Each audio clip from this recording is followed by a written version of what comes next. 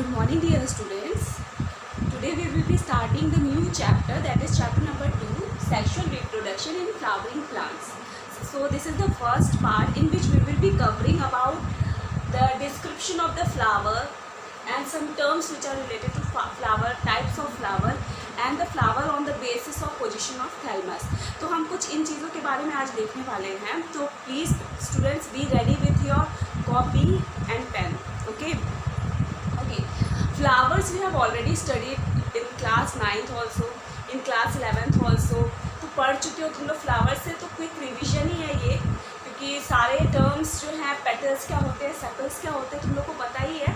But still हम एक बार quick review देखेंगे उनके लिए जिनको शायद अभी तक क्लियर नहीं हो पा रहा है क्या होता है सेपल्स, क्या होता है पेटल्स. तो students just pay attention. Okay. So this is the flower. Flower is actually the reproductive part of a plant. Plant का जो reproductive part होता है that is flower.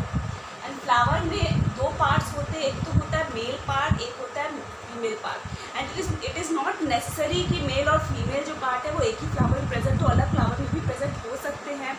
And ये भी ज़रूरी नहीं है कि हर flower में male present हो या female present हो. It is not necessary. तो हम आगे देखेंगे.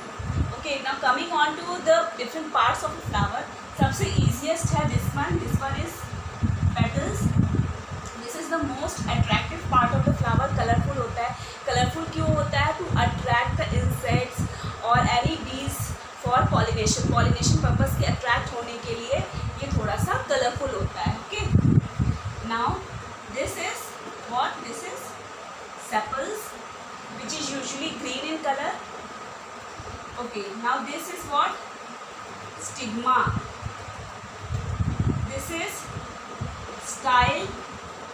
This is ovary. So stigma, style, ovary, this is actually what? This is the female reproductive part of a flower. तो इन तीनों को हम एक together में क्या बोल देते हैं? Pistillate. Okay.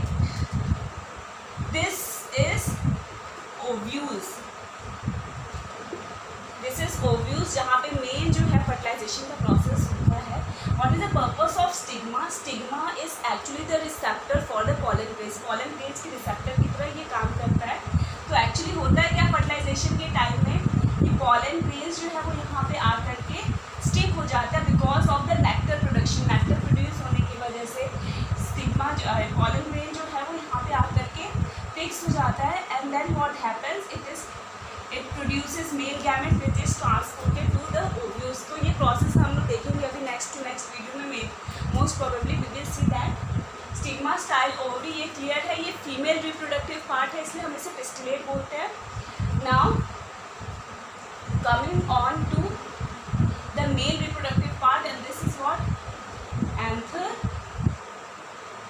and this is filament. Okay. तो ये एंथर का क्या काम है? एंथर का मेन काम ये है for the production of pollen grain. Pollen grain production का काम किसका है? एंथर्स का. तो मेरे ख्याल से ये पार्ट्स सारे तुम लोग को क्लियर होंगे क्योंकि बहुत डिफिकल्ट नहीं है, इजी है. Coming on to some different terms. Calyx क्या होता है? कोरोला क्या होता है? अच्छा, कैलिक्स को रिप्रेजेंट किससे करते हैं? फ्लोरल डायग्राम के, और कोरोला को सी. कैलिक्स क्या होता है? सेपल्स होता है या पेटल्स होता है? Calyx is actually sepals and Corolla is petals. तो जो पेटल्स होता है उसको हम फ्लोरल फॉर्मूला में या डायग्राम की जब हम बात करते हैं तो उसको कोरोला भी बोल सकते हैं, सेपल्स को हम कैलिक्स भी बोल सकते हैं. Now there is a new term perianth. What is perianth? See, in some flowers what happen, calyx and corolla they are undifferentiated. ये differentiated नहीं किए जा सकते कि ये petals है या sepals है. तो हम इसको completely new name दे देते हैं perianth, जिसको हम represent करते हैं P से. Okay, now this is your homework for you people. You will message me, you will comment me and message whether what is the example of perianth flower. Gives at least 2 to 3 examples of perianth flower. Okay. Androecium, gynoecium again. See, androecium is the male reproductive part. तो जो male reproductive part था हमारा वो था anther और filament. तो that will only be androecium. और gynoecium हमारा क्या होगा? Stigma, style and ovary. Okay, यहाँ तक तो क्लियर होगा. Okay, now moving on to the next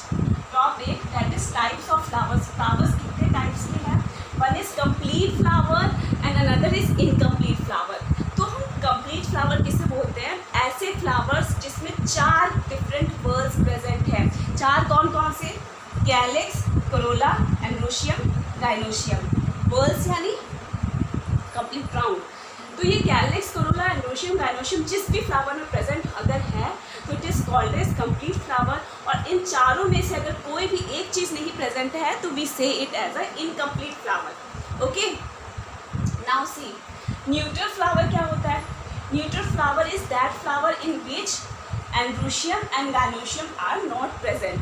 अगर एंड्रोशियम गाइनोशियम दोनों ही नहीं प्रेजेंट है तो ऐसे फ्लावर्स को हम क्या बोलते हैं? Neutral flowers. ओके, सी अब मैं एक एग्जांपल लेकर के तुम लोग को थोड़ा सा एक्सप्लेन करना चाहूँगी।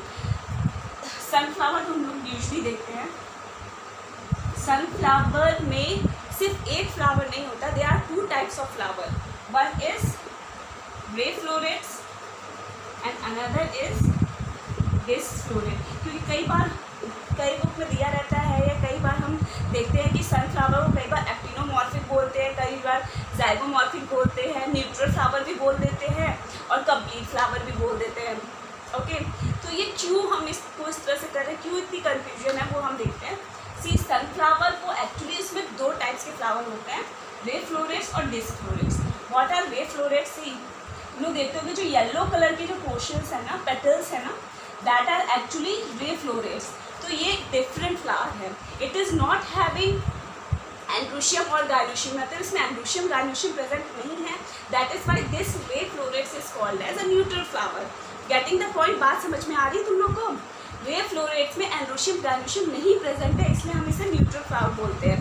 बट ये जो सर्कल वाला होता है ना, बड़ा सा डिस्क प्रेजेंट होता है, इसके अंदर भी तुम लोग अगर बहुत ध्यान से देखोगे ना, तुम लोग ट्राई भी करना, अगर किसी के भी घर में सनफ्लावर प्रेजेंट है तो तुम लोग उसको देखना ध्यान से कि जो सनफ्लावर का जो बीच वाला हिस्सा होता है ना, डिस्क जिसे हम कहते हैं, उसके अंदर भी कई छोटे छोटे छोटे छोटे फ्लावर्स प्रेजेंट रहते हैं।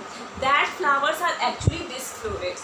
Okay, and now this disc florets flower is complete. ये कंप्लीट है क्योंकि भाई इसमें एंड्रोशियम गाइनोशियम प्रेजेंट है। ओके, इसको हम न्यूट्रल फ्लावर नहीं कहेंगे। और एक और टर्म था हम जिसे यूज करते थे, एक था एक्टिनोमॉर्फिक और दूसरा था जाइगोमॉर्फिक। तो मुझे ये बताओ एक्टिनोमॉर्फिक क्या होता है, जाइगोमॉर्फिक क्या होता है, ये कमेंट में मुझे मैसेज कर देना तुम लोग। ओके, सी खैर अब मैं तुम लोग को बता ही देती हूँ क्योंकि इसके बताए बिना आगे नहीं समझा पाऊँगी मैं। Actinomorphic flowers are those flower which can be divided into the equal halves from any plane. मतलब किसी भी प्लेन से तुम लोग उसको डिवाइड करोगे ना तो दो इक्वल हाफ में ही डिवाइड होगा। ठीक, तो जो रे फ्लोरेट्स यानी ये वाला जो फ्लावर का पेटल्स है, जो येलो कलर का पेटल्स होता है सनफ्लावर का, इसकी अगर हम एक बात करें इस तरह से, इसके साथ तो ऐसा नहीं होता ना कि हम किसी भी पार्ट में डिवाइड करें तो दो इक्वल पार्ट में डिवाइड हो पाएगा ये। तो ये जो फ्लावर है ये एक्चुअली होता है जाइगोमॉर्फिक, जाइगोमॉर्फिक, क्योंकि इसे अगर हम एक ही प्लेन से डिवाइड करेंगे तभी ये दो पार्ट्स में डिवाइड हो पाएगा। बट जो डिस्क फ्लोरेट्स के फ्लावर्स है, डिस्क के अंदर जो फ्लावर्स है दे आर एक्चुअली एक्टिनोमॉर्फिक। उसको हम किसी भी प्लेन से डिवाइड करेंगे तो दो ही हाफ में डिवाइड हो पाएगा, दो इक्वल हाफ में डिवाइड हो पाएगा। ओके, तो ये मेरे ख्याल से ये कन्फ्यूजन क्लियर है। Now coming on to relative position of floral parts on thalamus, thalamus के बेसिस पे। ठीक है, सबसे पहले तो टाइप्स देखेंगे हम on the basis of floral parts. Thalamus के ऊपर किस तरह से डिपेंड करता है। There are 3 types of flower, one is hypogynous, perigynous and epigynous. Hypogynous flower के एग्जाम्पल है मस्टर्ड और टोमेटो। एक्चुअली हाइपो मीन्स क्या होता है, हाइपो मतलब बिलो। ओके, तो अगर हम बिलो की बात करें तो हम किस चीज़ के बिलो की बात करें? देखो ये अगर फ्लावर सपोज दिस इज, ये ओवरी है, अगर ओवरी के बिलो से पेटल्स सेपल्स ओरिजिनेट हो रहे हैं, ओवरी के बिलो सेपल्स और पेटल्स ओरिजिनेट हो रहे हैं तो it is called as hypogynous. Okay, now perigynous क्या है? पेरीगाइनस में इक्वल लेवल का, ना हाइपो होगा ना एपी होगा, तो ये जो है पेरीगाइनस मीन्स इक्वल लेवल पे। तो इसमें होता क्या है, जो थैलमस है ना, ये थैलमस इस ओवरी को इस तरीके से कवर कर लेता है and the floral parts are emerged from the same level, उसी के लेवल से फ्लोरल पार्ट्स जो है वो इमर्ज होता है। ओके, तो जो ओवरी है इस केस में कैसा है, कह सकते हो सेमी इंफीरियर और सेमी सुपीरियर दोनों कह सकते हो।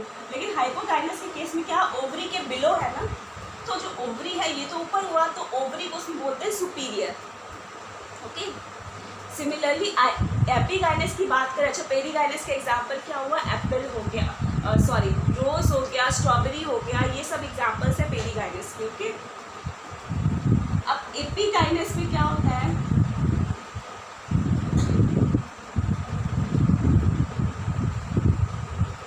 What happens in epigynous, ovary is inferior, ovary जो है, ओवरी के ऊपर से ही फ्लोरल पार्ट्स जो है वो इमर्ज हो जाएंगे। तो इस केस में ओवरी जो है वो इंफीरियर है, फ्लोरल पार्ट्स इज सुपीरियर। तो ये 3 टॉपिक्स क्लियर है, एग्जाम्पल्स है, एप्पल है, कुकुम्बर है। तो एग्जाम्पल्स के साथ, 2 एग्जाम्पल्स के साथ डेफिनेशन बहुत ही ज़्यादा इंपॉर्टेंट है तुम लोग के लिए, तो तुम लोग लिख लेना इसको, पिक्स में भेज दूँगी। तो अगर इसमें कोई डाउट है तुम लोग आज जो अभी जो टॉपिक पढ़ा है इस पार्ट 1 में, तो please do message me. Okay, thank you students.